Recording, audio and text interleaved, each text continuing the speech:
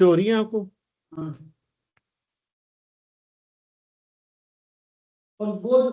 Yes sir.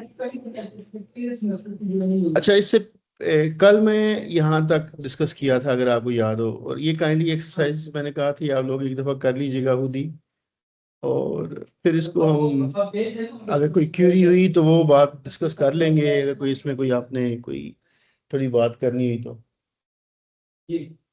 पीछे कोई question तो नहीं है, पीछे किसी चीज पे या किसी क्या कहते हैं उस पे टॉपिक पे कोई क्वेश्चन तो नहीं है आपका, या क्यूरी तो नहीं है कोई?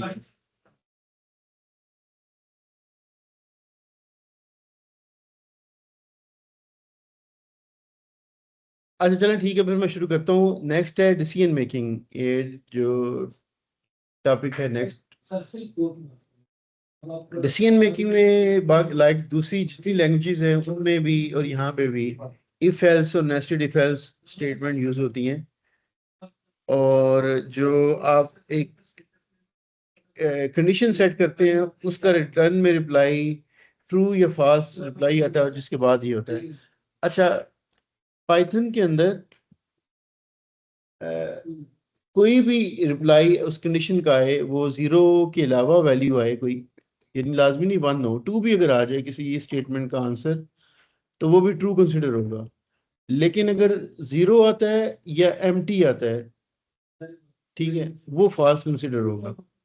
अब मैं इसकी एग्जांपल यहाँ पे आपको, ये नजर आ रही है इफ स्टेटमेंट? काइंडली थोड़ा सा ना यस नो कर दिया करें, मुझे भी पता लगे कि आप लोगों की आवाज आ रही है। यस सर, नजर आ रही है।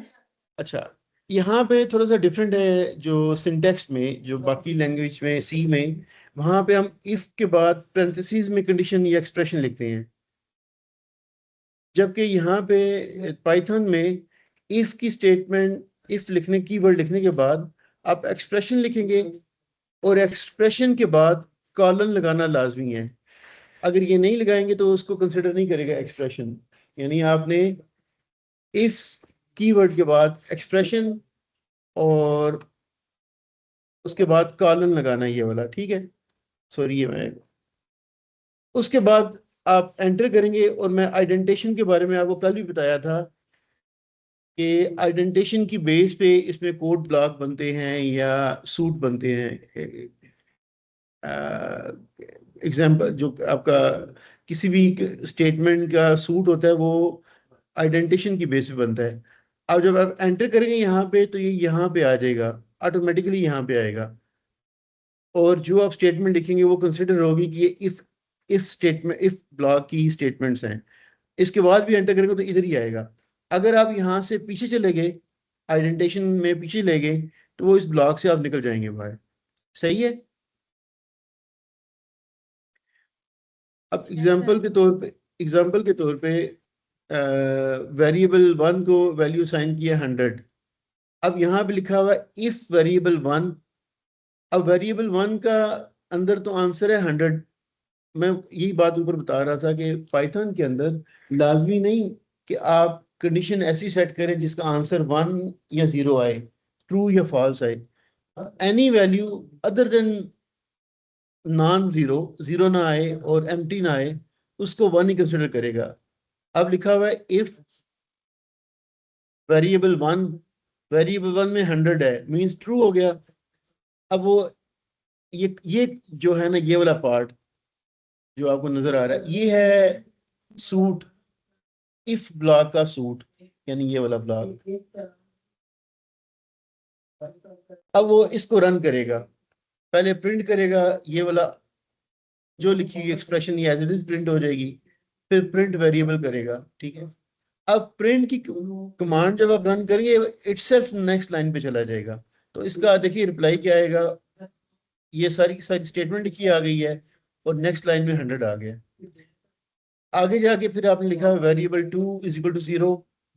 अब लिखा इफ वेरिएबल टू, अब क्योंकि इसकी वैल्यू जीरो है तो वेरिएबल टू की वैल्यू को एसेस करेगा, ये जीरो, जीरो मीन्स फॉल्स, तो ये प्रिंट नहीं करेगा, यानी ये वाली स्टेटमेंट रन नहीं होगी, नेक्स्ट पे चला जाएगा, इस ब्लॉक से बाहर निकल जाएगा। और ये जो है ना, ये इफ ब्लॉक के अंदर नहीं है, बाहर है, और गुड बाय का प्रिंट आ जाएगा आपके पास। इसकी समझ आ गई कोड की? Yes sir. अच्छा चलो ठीक।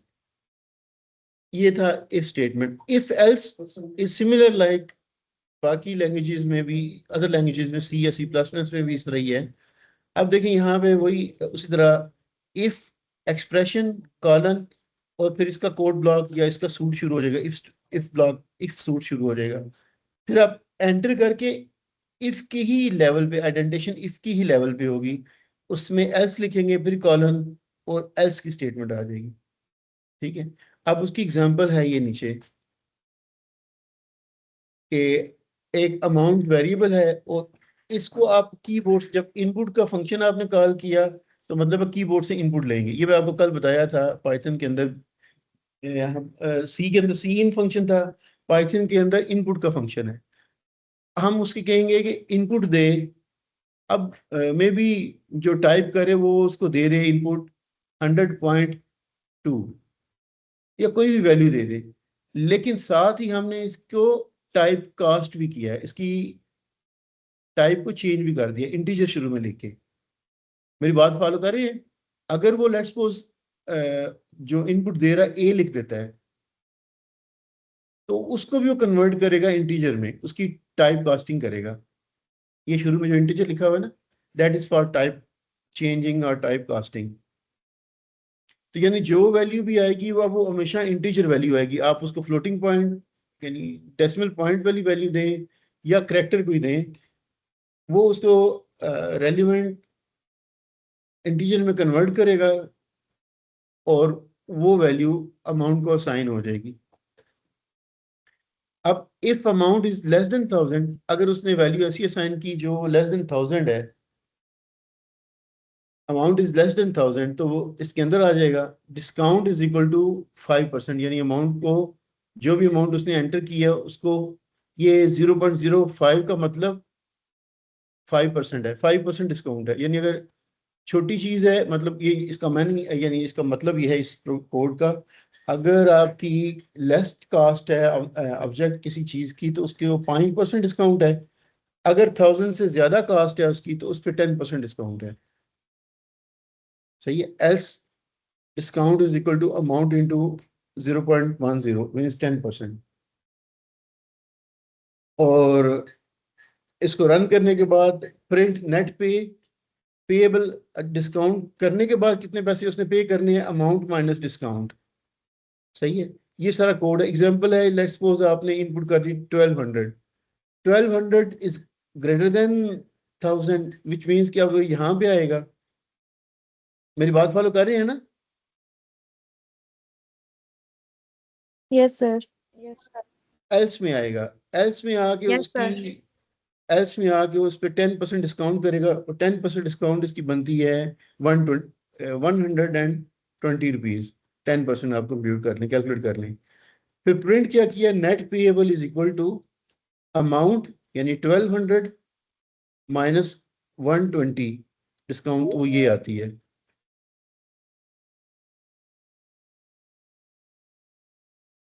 बात समझ आ गई है? जी सर, आ गई है समझ। अच्छा चलो ठीक है।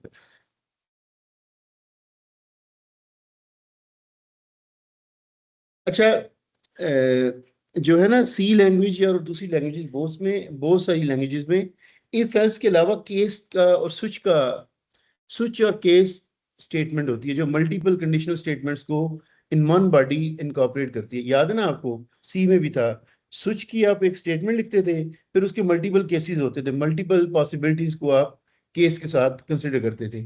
पाइथन में स्विच और केस नहीं है, ये स्टेटमेंट है ही नहीं। उसकी सब्स्टिट्यूट करता है उसको एलिफ। ये जो लिखा है ना ई एल, इफ यानी एलिफ स्टेटमेंट बेसिकली ये सब्स्टिट्यूट कर रही है स्विच केस को। अब इसकी एग्जांपल मैं आपको यहाँ पे लिखता हूँ, वही जो सी का कोड है उसी तरह की एग्जांपल भी हो सकती है। यहाँ पे एक एग्जांपल है ये कि जो मैं ऊपर बताई थी अमाउंट डिस्काउंट वाली, वही कि if amount is less then 1000 discount is 5%। If amount is elif बल्कि कहा ये एलिफ मीन्स वन केस है ये, ठीक है। एलिफ अमाउंट यानी एक और केस है, 5000 से कम हो फिर डिस्काउंट 10% है, और अगर 5000 से भी वैल्यू बढ़ जाए यानी अमाउंट 5000 से बढ़ जाए एल्स, तो फिर 15% डिस्काउंट है। बात समझ आ गई है? Yes sir. सर यहाँ पे मतलब एक से ज्यादा हम लोग केसेस भी डाल सकते हैं ना? जी जी बिल्कुल डाल सकते हैं, कर सकते हैं। ये एग्जाम्पल में नहीं है, लेकिन एलिफ के साथ आप केस मल्टीपल लिख सकते हैं। एलिफ लिख दें, amount is less than 5000, amount is less than 3000, amount is equal to 1000, etcetera, जो मर्जी जितने मर्जी केसेस आप उसमें लिख सकते हैं। अच्छा चलो ठीक है, अगर ये समझ आ गई तो नेक्स्ट पे जाता हूँ। आगे है नेस्टेड इफ। नेस्टेड इफ के अंदर आप मल्टीपल इफ एल्स ब्लॉक और लिख सकते हैं, like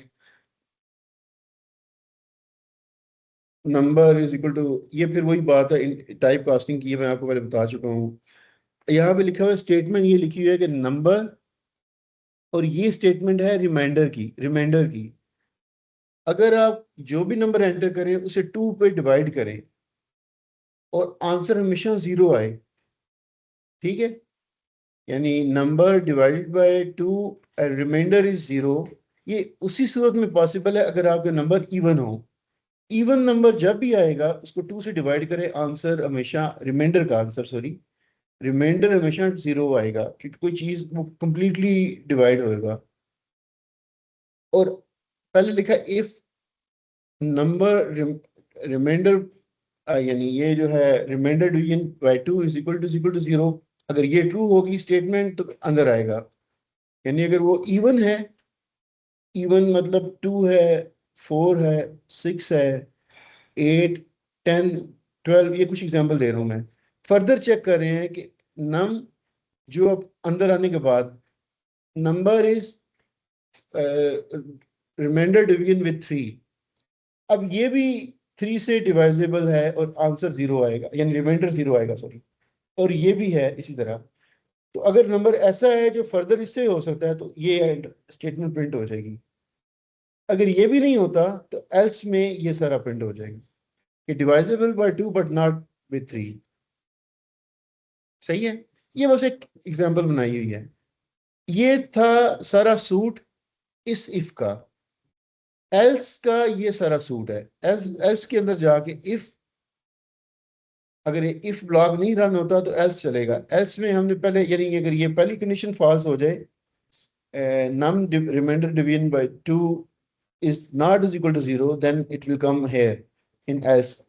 And if num remainder division is 3,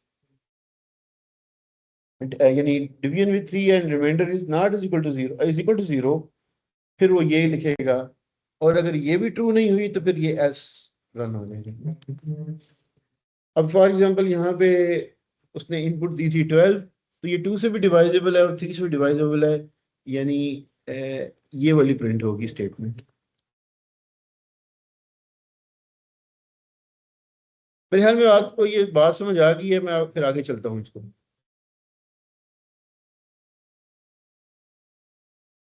अच्छा, सिंगल स्टेटमेंट सूट्स, यानी ये मल्टीपल स्टेटमेंट सूट्स है ना, इसमें आपकी अलग, मैं आपको यहाँ पे दिखाऊं,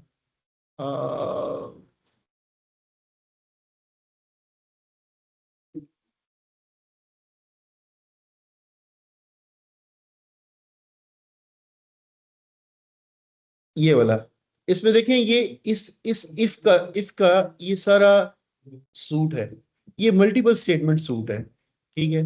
लेकिन सिंगल स्टेटमेंट सूट में आप सिंगल लाइन में ही सारी एक्सप्रेशन लिख सकते हैं, like if variable is equal to 100, लेकिन अब आपने इसको करली पैरेंथेसिस में लिखना है अगर सिंगल स्टेटमेंट लिखनी है, और कॉलन के बाद फिर नेक्स्ट स्टेटमेंट जो इसके अंदर रन होनी थी वो आपने लिख दी है। सही है। और ये जो प्रिंट है ये इफ सूट से बाहर है, इफ की स्टेटमेंट सूट से बाहर है ये प्रिंट। ये बस लिखने का एक स्टाइल है, आप सिंगल स्टेटमेंट सूट भी लिख सकते हैं, बस ये बताना चाह रहा हूँ। यहाँ तक समझ आ गई सबको? Yes sir. सर किसी का कोई क्वेश्चन तो नहीं?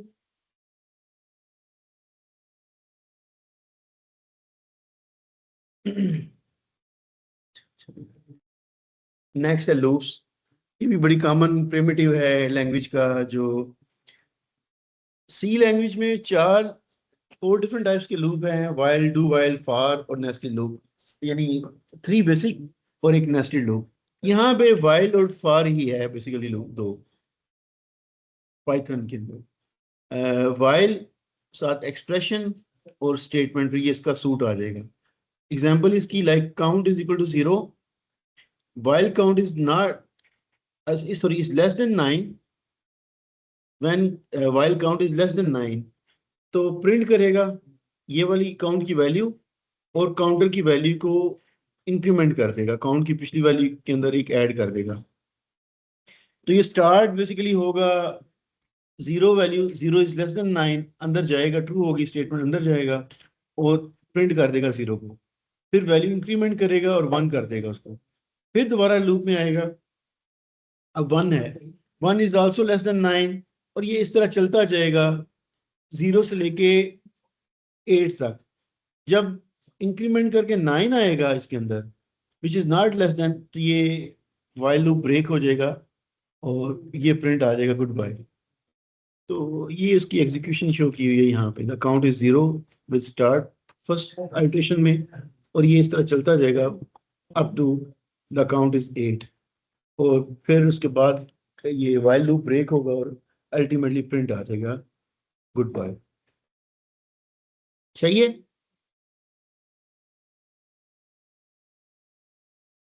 Okay sir. आगे है फॉर लूप। फॉर लूप जो है बेसिकली ये थोड़ा सा सी में आप 3 स्टेटमेंट्स लिखते थे with in parenthesis, starting value, criteria जिसपे लूप ने क्लोज करना है या ब्रेक करना है, और लास्ट उसका इंक्रीमेंट या प्रोसीड करने का मेथड।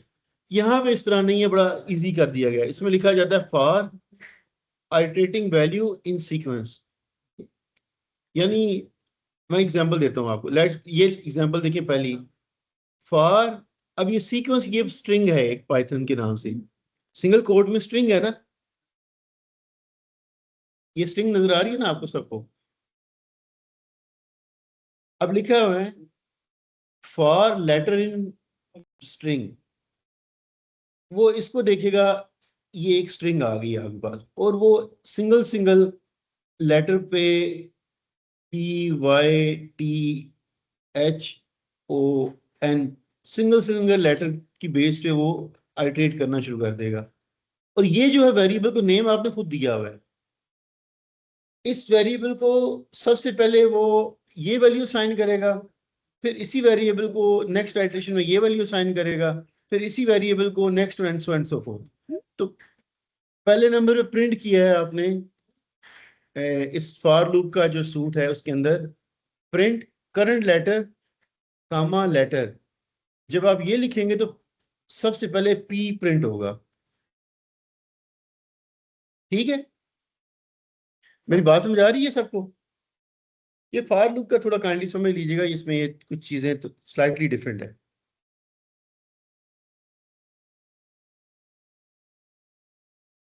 सर एक दफा फिर बता दें। जी जी, मैं दोबारा बोलता हूँ। अच्छा, फॉर लूप के अंदर हम यहाँ पे जो भी सीक्वेंस है वो लिख देते हैं, सीक्वेंस या अरे या लिस्ट वो लिख देते हैं, और इस लिस्ट के आइटम्स जो इंटरनल एंट्रीज है ना, उनके लिहाज से लूप ने आइटरेट करना होता है। ना आप उसको बताते हैं कि कितनी दफा आइटरेट करना है, ना बता रहे हैं आप उसको, आल इसके फर्दर और ऑप्शंस भी हैं, वो बताता हूँ आगे जाके। अब इस एग्जांपल को समझिएगा जो अभी है एग्जांपल। यहाँ पे ये जो पाइथन सिंगल कोट में लिखा हुआ है ये एक स्ट्रिंग है। जिस तरह कल मैंने स्ट्रिंग आपको बताई थी, स्ट्रिंग क्या होती है, कैरेक्टर अरे इज कॉल्ड स्ट्रिंग। तो पाइथन इज ए स्ट्रिंग। इस स्ट्रिंग के अंदर आपको 6 जो है ना करेक्टर्स नजर आ रही हैं।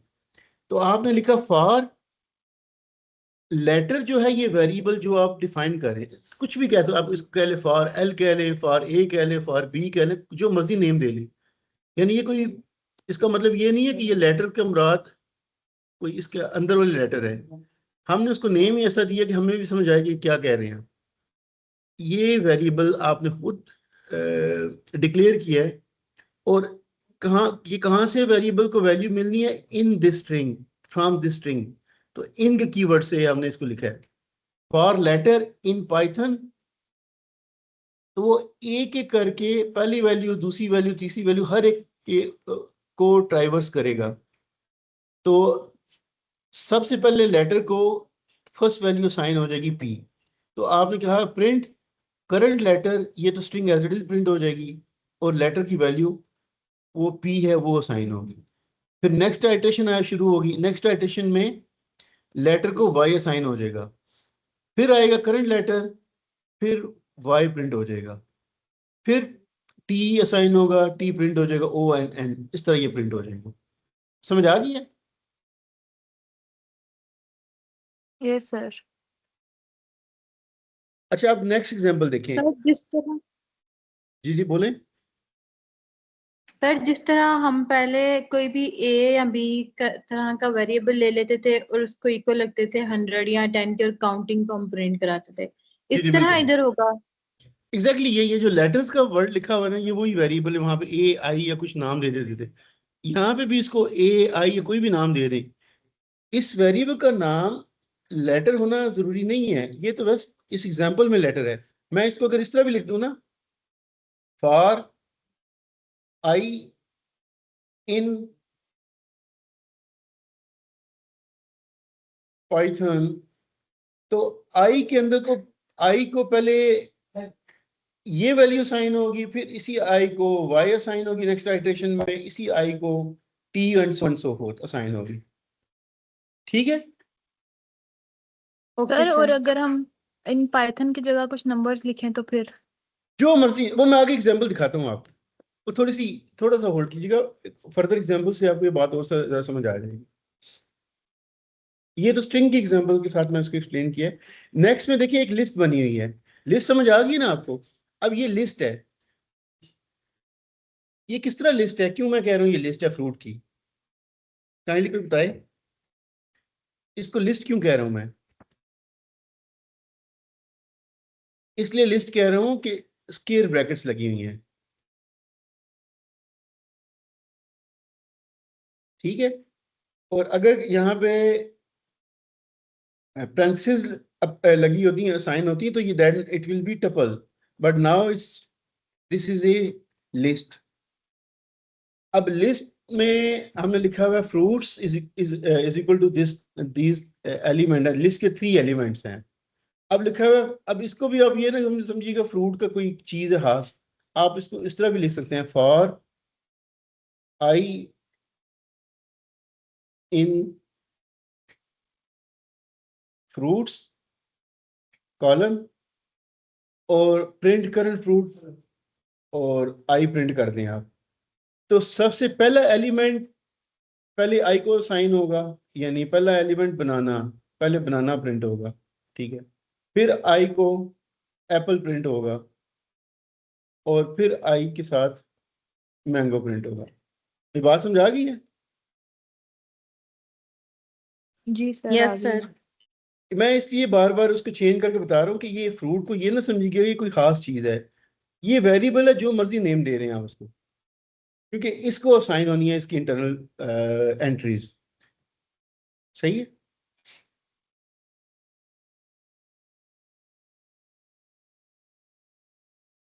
अच्छा, ओके सर। नेक्स्ट में एक रेंज का फंक्शन है। रेंज के फंक्शन के साथ भी आप लूप को आइटरेट कर सकते हैं। रेंज क्या करता है? लिखा हुआ है रेंज 5। ये फंक्शन जब आप कॉल करेंगे तो ये 0 1 2 3 4 5, ये 5 तक सारे नंबर प्रिंट कर देगा। सही है? अब लिखा ये बस समझाने के लिए रेंज के फंक्शन, क्योंकि इसको यूज करना मैं इसलिए इसको पहले समझा रहा हूँ। लिखा हुआ है लिस्ट रेंज 5। अब लिस्ट जो है एक लिस्ट हम डिफाइन कर रहे हैं। एक अभी कीवर्ड है लिस्ट का। अभी एक तो तरीका लिस्ट को डिफाइन करने का, हम स्क्वायर ब्रैकेट्स के साथ किसी फंक्शन को यूज किए बगैर, लिस्ट के फंक्शन को यूज किए बगैर भी लिस्ट डिफाइन कर सकते हैं। लेकिन पाइथन के अंदर लिस्ट का क्या कहते हैं, फंक्शन भी है जो लिस्ट डिफाइन करता है। अब लिखा है लिस्ट और उसकी वैल्यूज रेंज के साथ डिफाइन कर दी हैं, और इसका रिजल्ट क्या आएगा, 0 1 2 3। अब ये लिस्ट डिफाइन हो जाएगी, ठीक है। इसी तरह रेंज का फंक्शन इस तरह भी यूज हो सकता है, रेंज 2, 10, 2। इसका मतलब ये है 2 से स्टार्ट हो, ये स्टार्टिंग वैल्यू है, 10 तक ये एंडिंग वैल्यू है, और नेक्स्ट वैल्यू यानी 2 के बाद नेक्स्ट वैल्यू क्या आएगी, वो ये इंक्रीमेंट है, यानी स्टेप साइज इसका क्या है। यानी ये अब किस तरह प्रिंट करेगा रेंज का, 2 4 6 8 और 10, 8 तक, सॉरी 10 इंक्लूड नहीं होगा, एक वैल्यू कम तक, ठीक है। बात समझ आ गई है ना। अगर आप इसको इस तरह लिख दें, फॉर एग्जांपल इस तरह लिख दें, स्टेप साइज डिफाइन ना करें, तो वो बाय डिफॉल्ट स्टेप साइज 1 होगा। ये लिखेंगे तो आएगा आपके पास रेंज में 2 3 4 5 6 7 8 और 9। तो बाय डिफॉल्ट स्टेप साइज 1 होता है। अगर आप स्टेप साइज चेंज करना चाहें तो फिर आपको स्टेप साइज लिखना पड़ेगा। मेरी बात फॉलो कर गए? जी सर। अच्छा, बस ठीक है। ये बेसिकली उसी की एग्जांपल दी है, और ये मैं इनको 2 को स्टार्ट है, ये स्टॉपिंग वैल्यू है, और ये स्टेप है, ये लिखा हुआ है। अब ये लूप के अंदर, हम फॉर लूप के अंदर इस रेंज के फंक्शन को भी यूज करते हैं, like for variable in range 5। Range 5 का मतलब ये है कि 0 से लेके 4 तक वैल्यूज क्रिएट होंगी, और वो सारी वैल्यूज असाइन होंगी वेरिएबल को बारी बारी आइटरेटिवली। वेरिएबल को पहली वैल्यू असाइन होगी, यानी मैं अगर लिख रहा हूँ ना रेंज 5, तो इसका मतलब है 0 1 2 3 और 4। तो प्रिंट करेंगे पहले आइटेशन में, पहले 0 प्रिंट होगा, फिर 1 प्रिंट होगा, फिर 2, फिर 3 और फिर 4, ठीक है। समझ आ गई ना आपको? जी सर। नेक्स्ट में एग्जांपल में देखें, यहाँ पे ये किया हुआ है फ्रूट्स, वही लिस्ट बनाई है, बनाना एप्पल एंड मैंगो की। अब इंडेक्स की बेस पे इस लिस्ट को भी, इंडेक्स इसका 0 है, इसका इंडेक्स 1 है, लिस्ट के अंदर इसका इंडेक्स 2 है।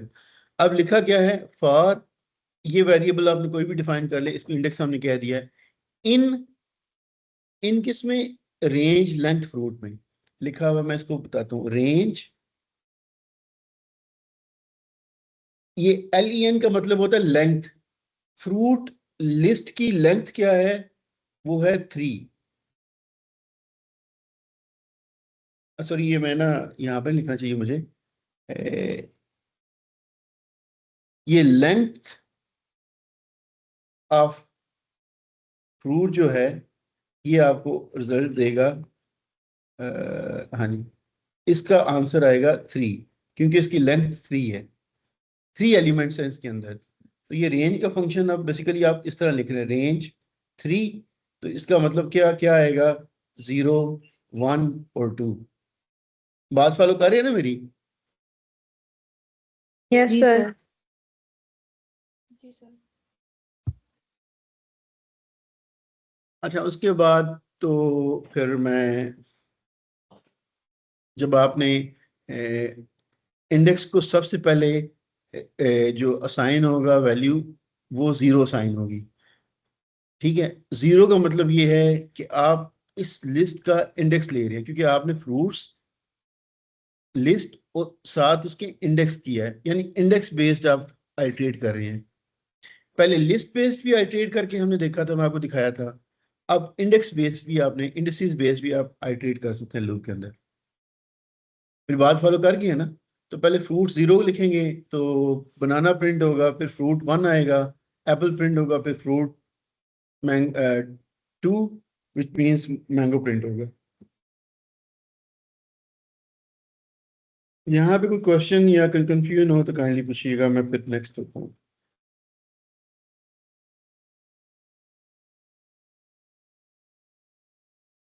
अच्छा ठीक, चलिए। एल्स लूप के अंदर भी आप उसको एल्स क्लास को लूप के अंदर भी आप लिख सकते हैं, और लूप के अंदर ब्रेक और कंटिन्यू की कमांड भी लिख सकते हैं। देखिएगा ये एक एग्जांपल है इसकी। नंबर्स, ये कोई नंबर्स गिवन है, एक लिस्ट बनी हुई है नंबर्स की, 11, 33, 55, 39, 55 एक्सेट्रा। ये एक लिस्ट है। अब लिखा हुआ है फॉर लूप के अंदर, फॉर नम्स इन नंबर्स, यानी नम का नंबर वेरिएबल हमें डिफाइन कर रहे हैं जिसको वैल्यू साइन होनी है, और वैल्यू कौन सी साइन होनी है, नंबर्स लिस्ट में से। अब लिखा हुआ है सबसे पहले ना, जब आप लूप की फर्स्ट आइटरेशन में नम को 11 असाइन होगा। मैं सही कह रहा हूं ना कि लिस्ट की फर्स्ट वैल्यू असाइन होगी, और नम को फिर हमने डिवाइड किया 2 से, यानी 11 को 2 से डिवाइड किया, और कंडीशन ये लगा रहे हैं, if remainder is equal to 0 then print list contains an even number. ठीक है, अगर इवन नंबर आ गया तो फिर वो इफ को ब्रेक कर देगा, इफ स्टेटमेंट से निकल जाएगा बाहर, और एल्स को भी नहीं रहा, और फिर वो लूप की नेक्स्ट आइटरेशन में चला जाएगा। सॉरी, पूरे लूप से बाहर निकल जाएगा, सॉरी, पूरे लूप से ही बाहर निकल जाएगा। और अगर किसी भी नंबर का नेक्स्ट आइटरेशन में नंबर को फिर वैल्यू असाइन होगी, फिर यही चेक होगा, ये इस तरह चलता रहेगा लूप में, सारी वैल्यूज को असाइन करके वो 2 पे डिवाइड करके देखेगा कि रिमाइंडर 0 है या नहीं।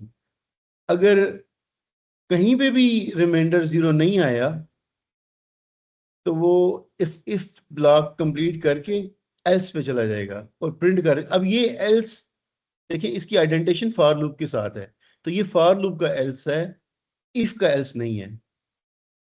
ठीक है,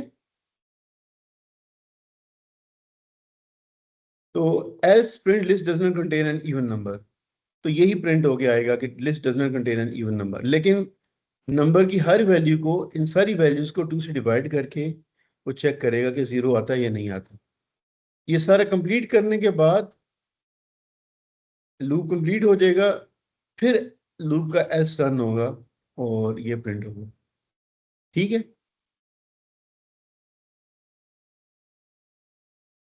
अगर इवन नंबर आ गया, फॉर एग्जांपल अगर यहाँ पे 10 होता, या कहीं और जाके फॉर एग्जांपल यहाँ पे 40 होता, तो जब वो 0, 1, 2, 3, फोर्थ आइटेशन पे आना था, तो यहाँ पे आके उसने ये प्रिंट करना था, ब्रेक कर देना, और उसने ये सारी से बाहर निकल जाना था, फॉर से भी और एल से भी बाहर निकल जाना था, और यहाँ पे कहना आ जाना था लिस्ट कंटेन्स एन, यानी एक सिंगल इवन नंबर है इसमें।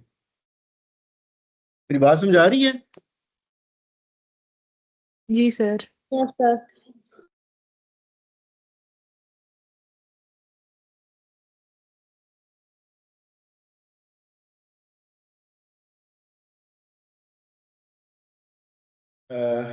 अच्छा, चलिए ठीक है।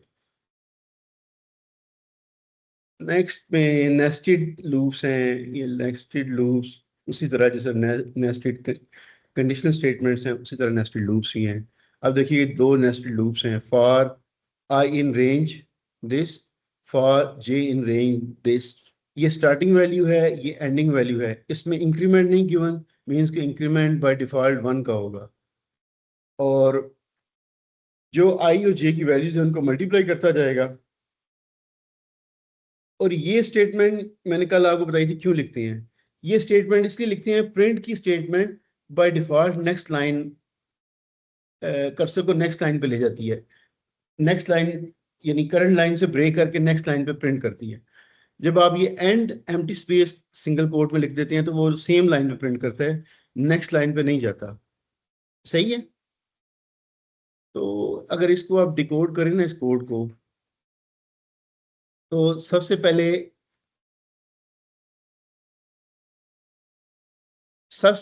आपका ना आएगा इस तरह के रेंज 1 to 11 का मतलब है 1 2 3 4 एंड अप टू 10। और यहाँ पे भी यही, आई को पहले वैल्यू साइन होगी 1, जे को भी वैल्यू, सॉरी 0 मैं एक मिस कर रही हूँ, सॉरी यहाँ पे 0 1 2 3 4 मैं वो एक मिस कर रही हूँ, 0 1 2 एंड अप टू 10, और जे को भी इस तरह। तो आई को वैल्यू साइन होगी 0। सर जी जी बोले। सर लेकिन ये स्टार्ट तो 1 से नहीं हो रहा। सॉरी हाँ, यहाँ पे रेंज मैं वो एक, ये 1 से स्टार्ट हो रहा है, सही कह रही हैं आप, मैं वो ओवरलुक कर गया उस चीज को, बेसिकली 1 से स्टार्ट हो रहा है। वो अगर सिंपल रेंज 11 लिखा होता ना तो फिर 0 से होना था। आप सही कह रही हैं, मैं पहले करके फिर वो गलती कर गई हूँ। 1 से लेके ये 10 तक है, ठीक कह रही हैं आप। और जे भी 1 से लेके 10 तक है। तो आई को भी 1 और जे को भी 1 साइन होगी। यहाँ पे दोनों मल्टीप्लाई होंगे तो के की वैल्यू 1 आएगी पहले, और इस कमांड की वजह से ये 1 प्रिंट हो जाएगा। अब इनर लूप, क्योंकि आई की सेम वैल्यू के लिए इनर लूप ने पूरा एग्जीक्यूट करना है पहले, फिर जे की वैल्यू 2 हो जाएगी, 1 हो जाएगी, सॉरी 2 हो जाएगी, सॉरी। तो आई की वैल्यू 1 ही रहेगी, तो 1 टाइम्स 2 आपका 2 आएगा। फिर जे की वैल्यू 3, ये इस तरह प्रिंट होता जाएगा, 10 तक ये प्रिंट होगा। फिर उसके बाद जे की आई की वैल्यू इंक्रीमेंट हो गए, ये 2 हो जाएगी। जब आई की वैल्यू 2 होगी तो फिर 2 4 और ये वाला वैल्यूज आएंगे, और ये इस तरह चलता जाएगा 100 तक। सही है। Yes sir.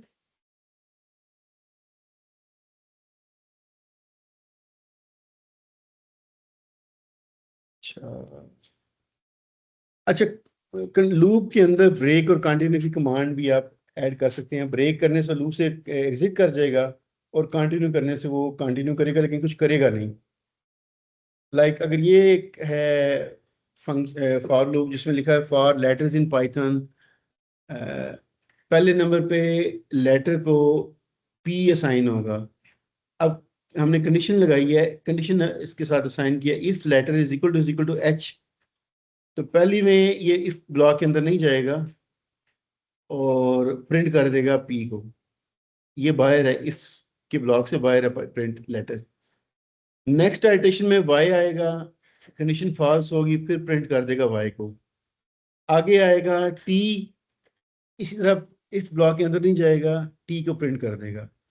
फिर एच साइन होएगा लेटर को, अब ये कंडीशन ट्रू हो जाएगी, अंदर जाएगा और इसको ब्रेक कर देगा, यानी फॉर लूप को ही ब्रेक करके एग्जिट कर देगा। अब फॉर लूप रन नहीं होगा फर्दर, और आपका पी वाई टी सिर्फ प्रिंट होगा, उसके बाद कुछ प्रिंट नहीं होगा। मेरी बात समझ गई है, समझ गए आप? Yes sir. अच्छा, अब इसी तरह कंटिन्यू है, सेम एग्जांपल है। जब आएगा ना एच, अब लूप ब्रेक नहीं कर रहे, आप कंटिन्यू कर रहे हैं, लेकिन जब इसके अंदर आया तो एच को आपने कुछ किया नहीं, या इस पे कुछ यहाँ पे कुछ प्रिंट नहीं किया, तो वो इफ के बाहर अभी जाएगा ही नहीं, यानी नेक्स्ट पे चला जाएगा, फिर लूप नेक्स्ट आइटरेशन पे चलेगा, इसलिए एच प्रिंट नहीं होगा। कि देखिए यहाँ पे एच नहीं है, और जब जहां जहां इफ फॉल्स हुई है वो प्रिंट हुए हैं बस। जिनमें जिस केस में इफ ट्रू था वो प्रिंट नहीं हुआ, जिस केस में इफ फॉल्स था वो प्रिंट हो गए हैं। कंटिन्यू ने ब्रेक नहीं किया लूप को, लेकिन जब एच आया तो उसको किया भी कुछ नहीं। ठीक है। जी सर। पास स्टेटमेंट ये है कि ये भी सिमिलर लाइक है कि इसको आप पास कर दें, यानी पॉइंटर को नेक्स्ट पास कर दें। ये वही एग्जांपल है, if letter is equal to H, pass, do nothing for now, और फिर ये एक स्टेटमेंट प्रिंट हो, दिस इज पास ब्लॉक, और अदरवाइज ये लेटर प्रिंट हो जाएगा। ठीक है, बाकी सारे प्रिंट होते रहेंगे। जब एच आएगा तो ये वाली स्टेटमेंट प्रिंट होके आ जाएगी, अदरवाइज ये पाइथन के लेटर्स प्रिंट होंगे। सही है।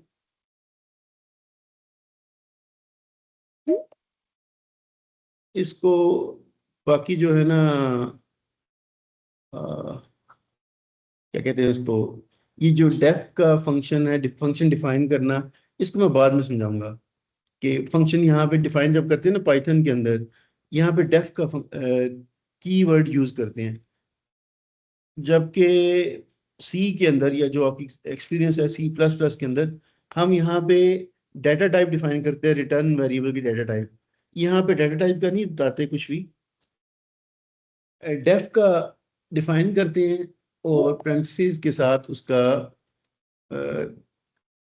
जो आर्गुमेंट पास होने वो बताते हैं। ये बाद में बात करूंगा इस पे। अच्छा, आइटरेटर एक फंक्शन है बिल्ट इन, जो एक आइटम ऑब्जेक्ट है जो बेसिकली प्रोड्यूस करता है।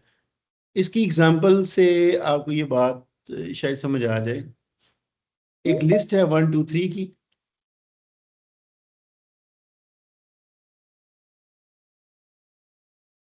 ये लिस्ट आपको नजर आ रही है ना, 1 2 3 4 की लिस्ट बनी हुई है।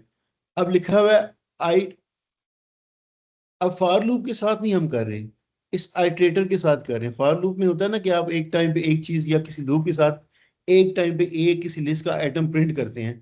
तो यहाँ पे लिखा हुआ है I T is equal to iterator list, यानी इस लिस्ट को हमने आइटरेटर असाइन कर दिया है, यानी ये आइटरेटर उस लिस्ट के अंदर आइटरेट करेगा। प्रिंट नेक्स्ट आई टी, यानी ये आई टी, ये वेरिएबल जिसको आइटरेटर असाइन करने के बाद किया है, तो जब नेक्स्ट की कमांड देंगे और साथ प्रिंट करेंगे, तो नेक्स्ट आईटी का मतलब है पहले ये प्रिंट करेगा, फिर आप लिखेंगे प्रिंट नेक्स्ट आईटी, ये 2 प्रिंट करेगा। अगर फिर दोबारा देते हैं प्रिंट नेक्स्ट आईटी, 3 प्रिंट करेगा। फिर देते हैं प्रिंट नेक्स्ट आईटी, तो 4 प्रिंट करेगा। अब लूप के बगैर अब लिस्ट के अंदर आइटरेट कर रहे हैं। मेरी बात समझ आ रही है? Yes sir. और अगर आप फिर, यानी ये जब लिस्ट कंप्लीट होगी, फिर भी अगर आप कहते हैं प्रिंट नेक्स्ट आईटी, तो ये स्टॉप आइट्रेशन का यानी एक एरर आ जाएगा, स्टॉप आइट्रेशन के। अब आइट्रेटर के पास फर्दर आइट्रेट करने के लिए कोई वैल्यू नहीं है। ठीक है। अब ये जो है ना, ये एक और एग्जांपल कोड है, ये जो नीचे ये लिखा हुआ है, इसमें किया हुआ import sys, while true, try this, exception this. ये बाद में कुछ चीजें इसमें डिस्कस कर दूंगी। मेन जो भी आपको समझाई बात वो ये वाली है, वो आपको बात समझ अगर आ गई है तो ठीक है। इंपोर्ट सिस का मतलब एक सिस्टम लाइब्रेरी इंपोर्ट की है, और वाइल ट्रू यानी वाइल की कंडीशन को परमानेंटली ट्रू कर दिया है। अब वो कंडीशन चेक करने की जरूरत ही नहीं, हमेशा ट्रू कर दी है। फिर ट्राई करेगा कि प्रिंट नेक्स्ट,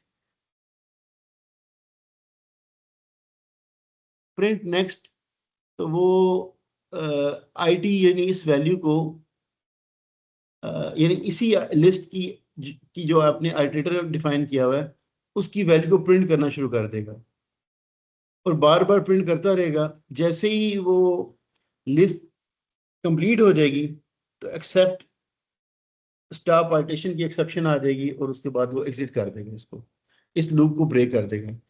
बात समझ आ गई है? इसमें शायद आपको ये बातें थोड़ी सी लगे डिफरेंट, ये स्टार्ट एग्जिट वाला फंक्शन ये सिस्टम का फंक्शन है, क्योंकि हमने लूप को परमानेंटली ट्रू कर दिया हुआ है। वे वाइल लूप ब्रेक हो ही नहीं सकता कभी भी, क्योंकि आपने कंडीशन उसकी परमानेंटली ट्रू कर दी हुई है। मेरी बात फॉलो कर रही है ना? जी सर। इसलिए इसलिए हमने सिस्टम एग्जिट का एक फंक्शन कॉल किया हुआ है, और जब भी एक्सेप्शन आती है, एक्सेप्शन या लिस्ट की एंट्रीज खत्म हो गई, और ये फ्लैग रेज होता है कि अब आइट्रेशन नहीं हो सकती, स्टॉप आइट्रेशन, तो फिर वो सिस्टम से एग्जिट कर देगा उसको। सही है? Okay sir. सर अच्छा, ये एक जो और, आइटरेटर्स हैं ये जी जी, ज्यादातर लिस्ट्स के लिए इस्तेमाल होते हैं, राइट? नहीं, किसी के लिए भी इस्तेमाल कर सकते हैं आप उसको।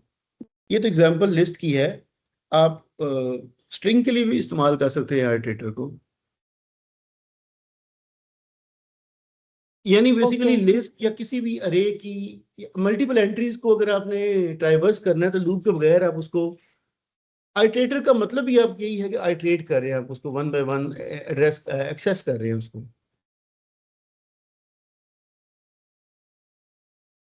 ठीक है। Yes, sir. अच्छा, एक और फंक्शन है जनरेटर का।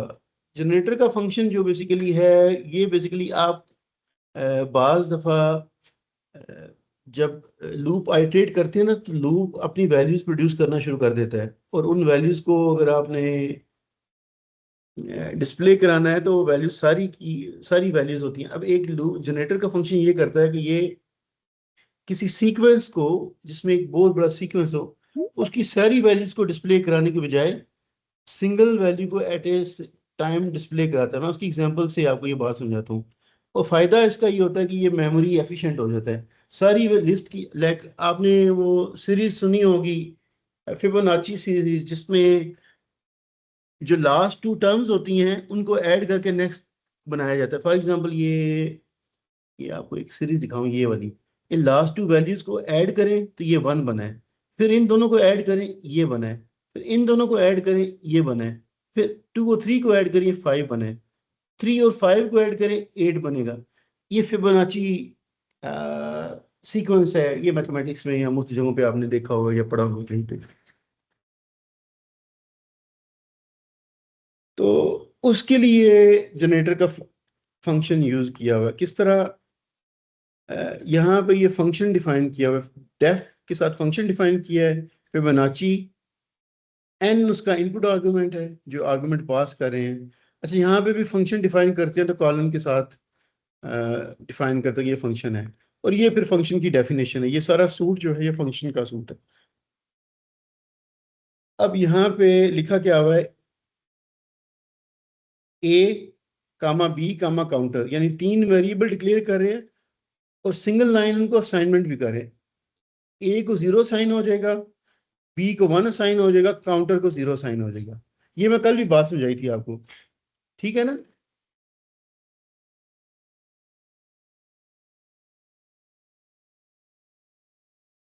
कुछ बोल रहे, मैं बस इसके जी बाद सर खत्म कर ठीक देता है। हूँ। हाँ, मैं यहाँ पे खत्म कर देता हूँ, क्योंकि वो आप लोगों के पास काफी की चीजें बढ़ती जा रही है। आप लोग कुछ कर काम भी करें इस पे, थोड़ी आपकी प्रैक्टिस हो, ये चीजें समझ आ, यानी आपको इजी लगना शुरू हो जाएंगी। अच्छा, ये असाइनमेंट के बाद वाइल ट्रू आपने लूप लूप को परमानेंटली ट्रू करी। अब ये फिबोनाची सीरीज कभी खत्म नहीं हो सकती। मेरी बात समझ आ रही है ना? आपने दो नंबर ले लिए, इनको ऐड करना शुरू कर दिया, फिर दो को ऐड करना शुरू कर दिया, ये तो सारी जिंदगी खत्म नहीं होगी सीरीज। अब ये सीरीज इकट्ठी प्रिंट करनी शुरू कर दें ना अगर आप, तो मेमोरी इनफाइनाइट साइज की मेमोरी चाहिए, which is not logical. Alternative इसका तरीका ये है कि सिर्फ एक नंबर आप दो लास्ट वैल्यूज रखें और एक नंबर जनरेट करते जाएं, तो फिर मेमोरी साइज इनफाइनाइट नहीं चाहिए इसका। ठीक है।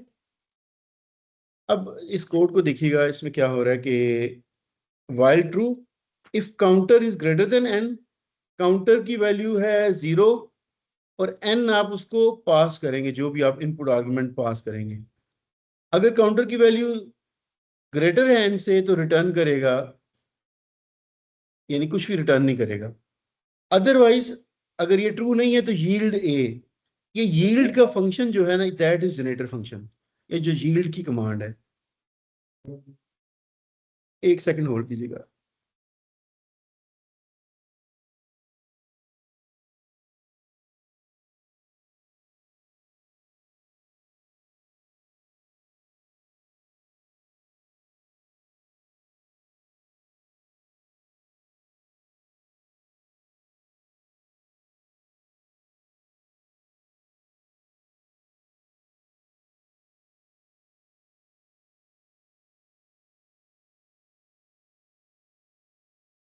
अच्छा, ये यील्ड का जो है ना स्टेटमेंट, ये बेसिकली जनरेटर फंक्शन है, बेसिकली यील्ड की कमांड के साथ इससे आप करते हैं। यील्ड ए जो है वो बेसिकली एक वैल्यू जनरेट करेगा, बस एक वैल्यू। ठीक है। और उस ए को किस तरह जनरेट कर रहा है, बी की वैल्यू ए को असाइन कर रहे हैं, बी की वैल्यू ए को असाइन कर रहे हैं और बी को वैल्यू ए प्लस बी, यानी दो नंबर्स को ऐड करके बी को वैल्यू दे रहे हैं। जिस तरह लास्ट टू नंबर्स ऐड करके, यानी ये कह रहा हूं कि ये ए है और ये बी है, ठीक है। अब ए और बी को ऐड करके बी को असाइन किया जा रहा है और यही बी की वैल्यू ए को असाइन हो रही है, और ये इस तरीके से सीक्वेंस चलते रहेगा। और यील्ड ए का मतलब है जनरेटर है ये सिर्फ एक वैल्यू यानी जनरेट करेगा और मल्टीपल वैल्यूज आइट्रेशन में नहीं करता रहेगा, ठीक है। और फिर काउंटर को इंक्रीमेंट करते जाएंगे जब तक यानी ये कंडीशन फॉल्स, यानी ये कंडीशन जब तक ये फॉल्स नहीं होती, ट्रू नहीं होती। ये बेसिकली डेफिनेशन है। इस डेफिनेशन को थोड़ा सा आप इस तरह ना समझिएगा कि फिबोनाची सीक्वेंस के लिए डेफिनेशन है। मतलब मेरा मकसद है ये भी फिबोनाची सीरीज को या उस फंक्शन को डिफाइन करना नहीं था, मेरा मकसद सिर्फ जनरेटर के बारे में बताना था।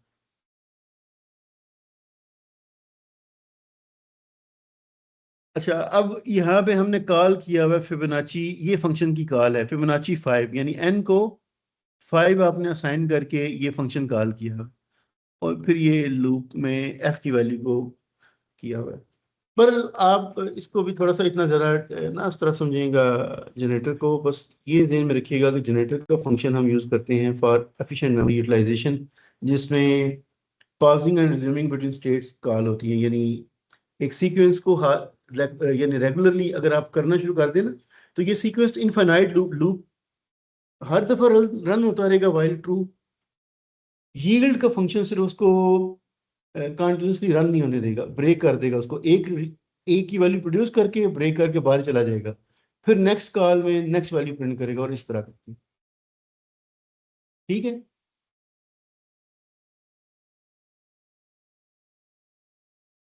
Yes sir.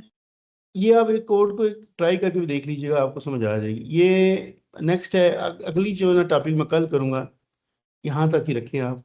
ये एक्सरसाइज 8 तक या चैप्टर 8 तक है मेरे ख्याल में, ये काइंडली अब आप कर लें। अब मैं मंडे को एक दो और क्लासेस के साथ ये मैं ना ख़त्म कर दूंगा। मैं एक दो और शायद करूँ तो फिर ये जितनी रिक्वायर्ड है ना वो कंप्लीट कर दूंगा इसको, सही है।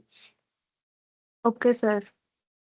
कोई क्वेश्चन? हाँ जी, कोई क्वेश्चन हो? ये मैं इसलिए किया कि आप पे मैं पहले स्टार्ट में कहा था कि आप लोग शुरू करें इसको रीड